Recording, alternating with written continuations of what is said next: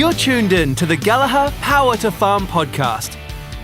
Our animal management team discusses the hot issues with farmers and agricultural leaders, and we share the knowledge that will give you the power to run a resilient and sustainable farm business.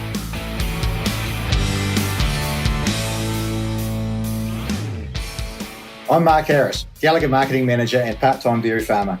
Today on the Power to Farm podcast, we're privileged to have with us Wairarapa sheep and beef farmers, Matt and Lindley Wyeth. Matt and Lindley run Spring Valley Enterprises, a 2,100 hectare farming operation near Masterton. We're going to learn more about their operation, their goals, and find out how they use weighing and EID to make decisions and inspire their team. Thanks for joining us, both of you. Cheers, Mark. Could you tell us a little bit about your farming operation? Absolutely. So we're running 2,100 hectares just underneath the Tararua Ranges northwest of Masterton in the Wairarapa. The stock we're running is 15,000 stock units comprised of Highlander ewe flock and Angus cattle. Lambing approximately around 7,500 ewes, calving 350 Angus breeding cows, 3,000 hoggets, and we aim to be really self-contained unit. We're totally breeding and finishing. I prefer to keep it that way. It keeps our borders really tight and really in sync with all our policies and the way we handle our stock on and off the property. Yeah, so 10 k's west of Marston should put us in a summer safe belt just under the Tararuas. We've got quite a range of country going from 300 metres above sea level up to just under 1,000. We've got about 600 hectares of cultivatable country, which we run some pretty high octane feed on. And then we go right up to some quite big, steep hill, beach, bush. We boundary the Tararua Forest Park for about 10 k's with Cindy.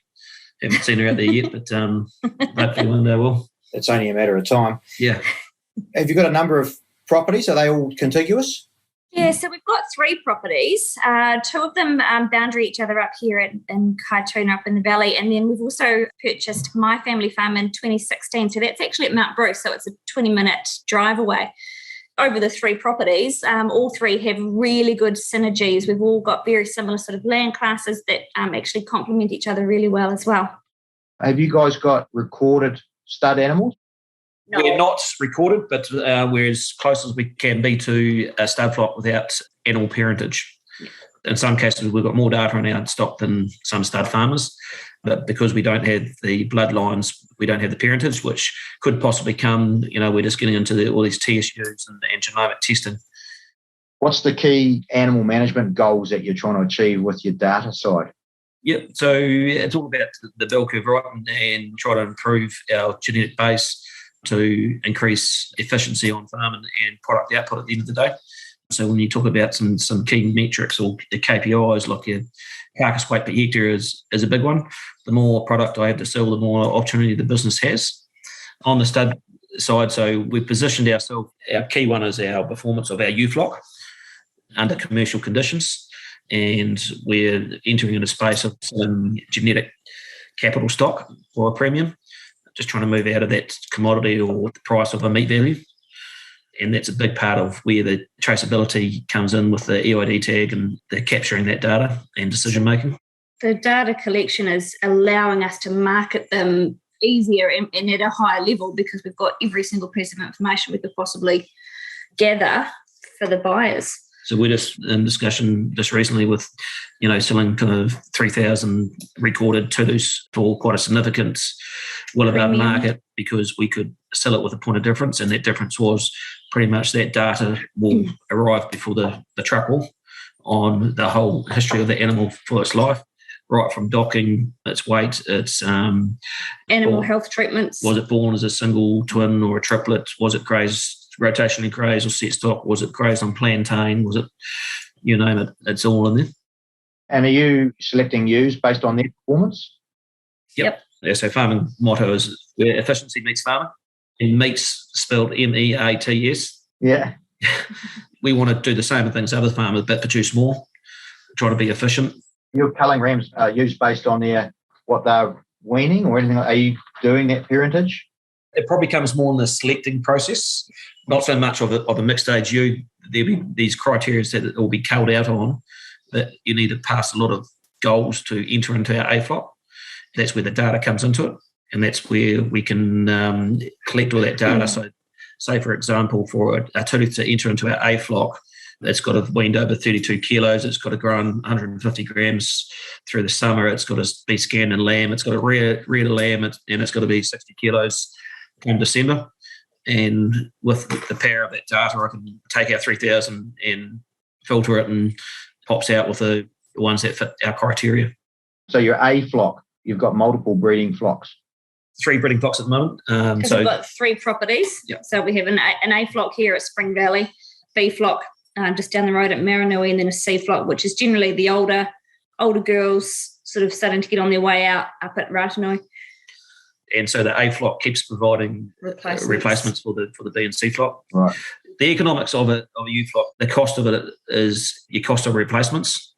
So if you looked at your average flock, they might have a 30% replacement rate. And if they truly take into the fact of how much it costs them to get a tooth to that point, you want to make sure it's a good tooth.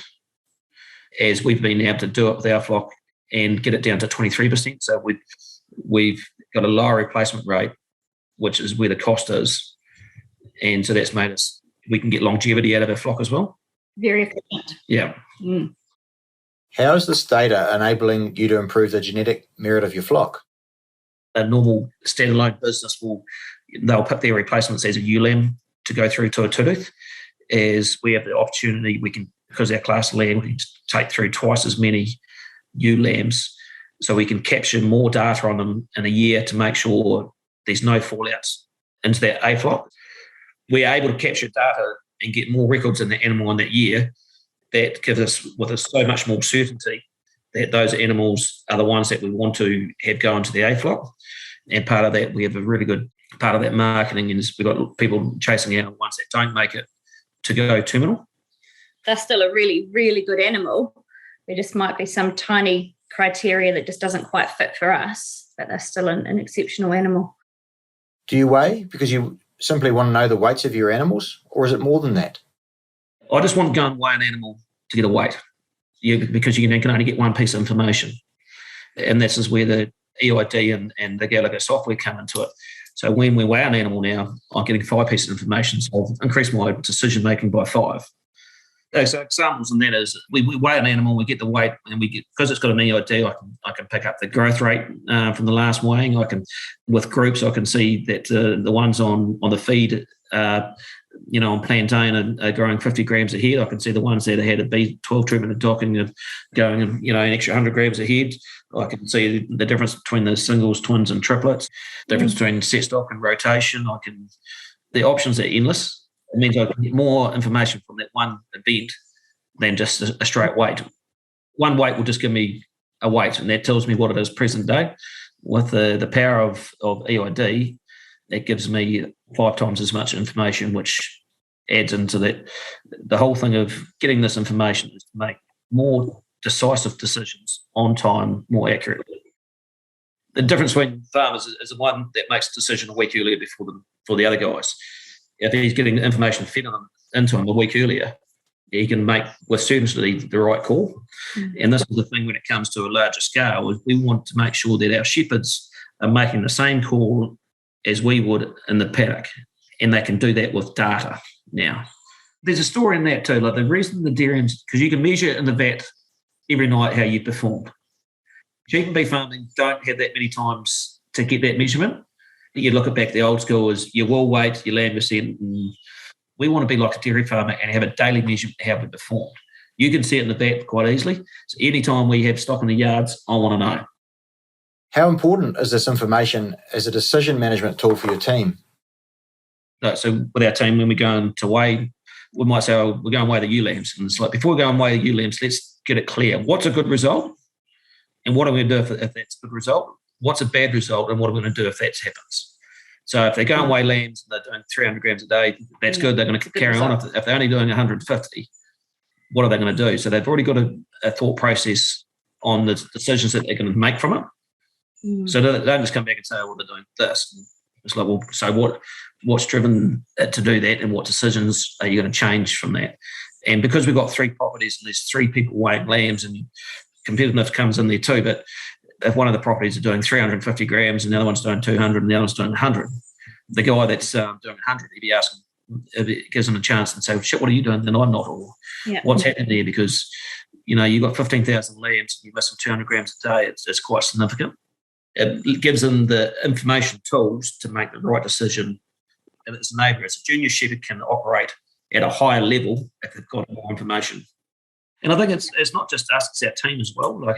We've probably been lucky enough that we started early. So anytime we employ people, there's no surprise that they are into these systems as part of the employment criteria. And a few of the guys are on bonus systems on our productivity gain. So they've got quite an invested interest to go and weigh these lambs and get these measurements and this information because they've got a bonus related to it. So when you talk about lambs growing through the summer, they've got a bonus system on that. They've got on scanning percent, they've got on wastage, they've got on carcass weight per hectare, they've got strike rates at the work. So they've got an invested interest to know this information. So it's not a hard job for them to go and ask them to go and weigh lambs or do something like that because they're quite keen to find out themselves.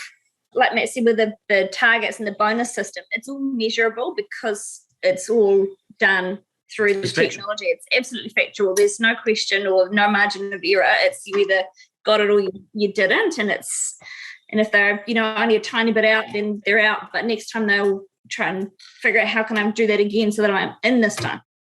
You guys are obviously extremely enthusiastic about what you do. You're really taking it seriously and trying to drive your business forward. What's your views about the future of the sheep beef sector? We talked about consumer trends. There's, our consumer now are so much more aware of what they want to buy and where they want to buy from. They want to know that these animals are traceable, and we can provide that. You've heard blockchains coming for a number of years. Well, I think all this, it's going to come like Fonterra picking up milk. You've got to do this and that.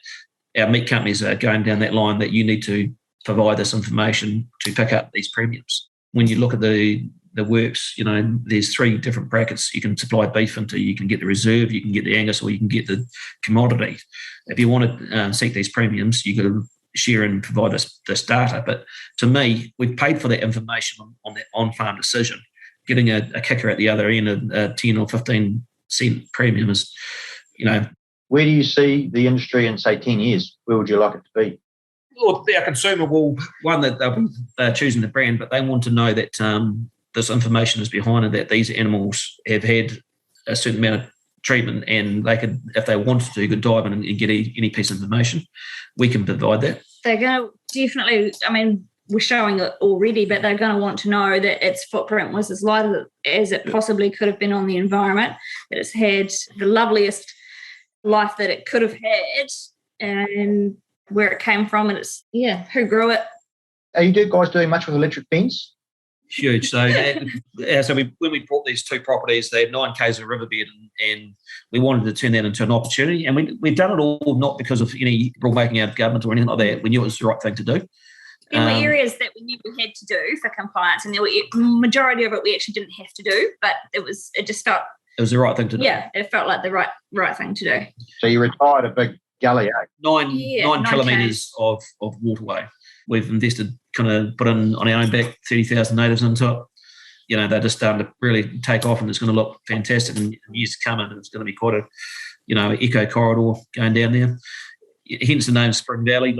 We're blessed with a whole lot of springs on our farm. We've got some real nice clean water, and we joke about our water being H3O. It's just a little bit better than the rest. So fencing off waterways, and so we can really claim that is huge, and we want to make sure that part of doing that big water system, we had to start a year in advance and make sure we got clean quality water to the paddocks along that 9 k's of stretch that we take the river out. We needed to put a water reticulated system in there, and we wanted to make sure that it's water that so anywhere we could drink. I would drink water anywhere on that farm out of the troughs. So we didn't want our stock drinking out of muddy dams because we wouldn't drink it. So we want them drinking what we drink. Did you use a lot of electric fence for that? Yep, that was 5-wire electrics. Yep. And we did that because it does flood. Yeah. We didn't want to put a big 8-wire conventional fence up and having it caught up each time as electric fence can it'll filter through a lot better. Yeah, and it flows through it quite well. The damage will be minimal. Just a wooden post with your claw-filled insulators. Yeah, and then you've got solar energizers you install up there, eh? Yeah. So what we wanted to do is make sure if there was a flood, so we put a solar power electric fence system that the whole farm wouldn't go down. We made the riverway just on one electric fence unit, so if there's a flood, the rest of the farm can still function without it. If you're talking to a farmer that was thinking about getting into some of this measurement, using measurement on farm based on EID, what would you say to them? Just start somewhere. Start small, but start somewhere and know what it is that you want to find out. Know what it is that you want to know before you get started. And that'll give you a really good direction on how to set up your policies or what piece of kit that you need to, invest in. Be inquisitive. Be inquisitive in the numbers. Don't go out and try to EID your whole flock, because you'll find that you're just going to be trying to capture data, and that's not where the power is. The power is making decisions from that data. So get into that space, and like Lenny said, find out what you want from it, and then you'll go out and seek it. And once you start getting a little bit inquisitive, you'll find this is happening here, and then you'll dive a little bit deeper, and before you know it, you'll be a data hog.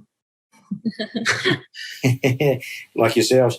Now, I hear that congratulations are in order and that you've been selected as a finalist in the Beef and Lamb Awards. Is that correct?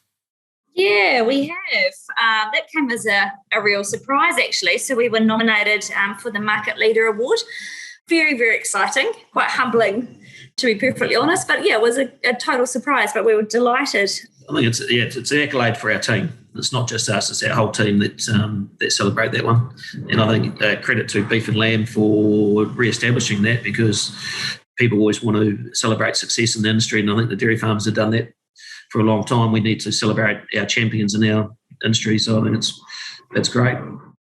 No, too right. It's all part of sort of moving the whole industry forward, isn't it? We need to keep an eye on things and show the way forward, I guess. So congratulations on that, and good luck. Hey, thanks you guys for talking to us. Really appreciate the time you've given us. It's always good to talk to enthusiastic farmers. The fact that you guys set clear goals for your business is a real good message there. You target your certain replacement rate, a certain kilos per hectare, dollars per hectare, the weight gains you guys mentioned, and you've put the measurement in place to really try and achieve those. So there's no hiding from whether you've hit those goals or not.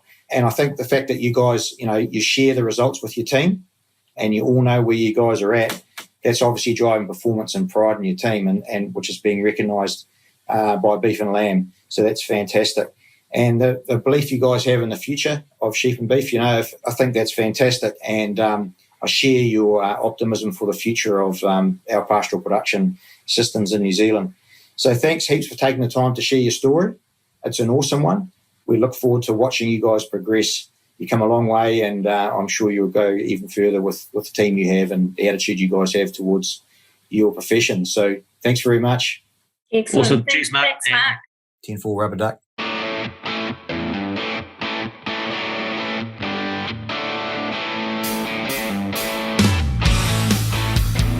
Thanks for joining us on the Gallagher Power to Farm podcast. Learn more about today's topic and our panel guests by visiting www.am.gallagher.com